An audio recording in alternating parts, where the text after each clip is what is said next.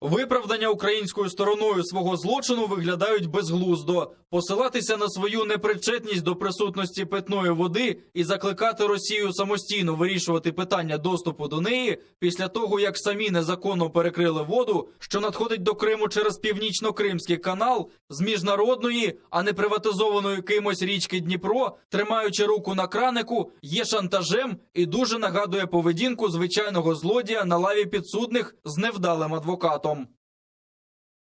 В то же время постоянное представительство президента в автономной республике Крым отвергает обвинения российской власти относительно обязанности Украины поставлять воду в аннексированный Россией Крым и подчеркивает, что обеспечение оккупированной территории ресурсами является обязанностью государства-оккупанта. Далее цитата постоянного представительства.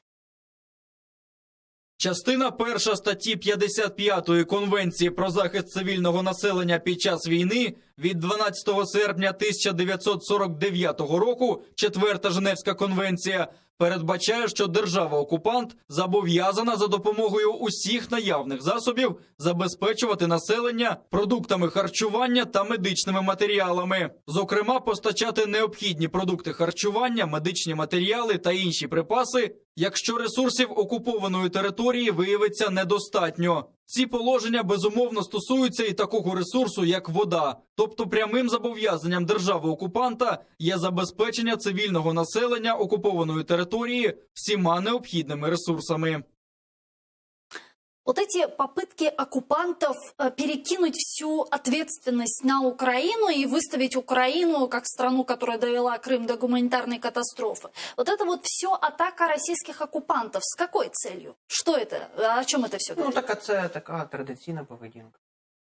Хіба ми щось нове почули, чи хіба були якісь інші варіанти реакції Росії на те, що робить Україна? Мені здається, це все достатньо банальним і це, я б сказав, навіть в більшій мірі спрямовано не стільки на міжнародне співтовариство, скільки на споживача всередині самої Росії. Тому що наводилося якраз положення 4-ї Женевської конвенції, але насправді це в доктрині міжнародного права, тут відповідні норми, вони прописані ще були на початку ХХ століття. Кінця 19-го, початку ХХ століття.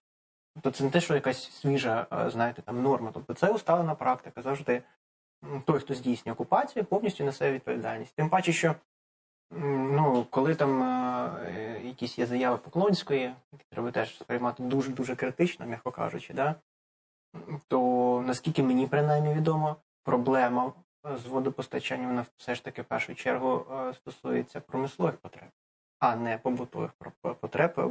Тому в цій частині тим паче знімаються низка питань.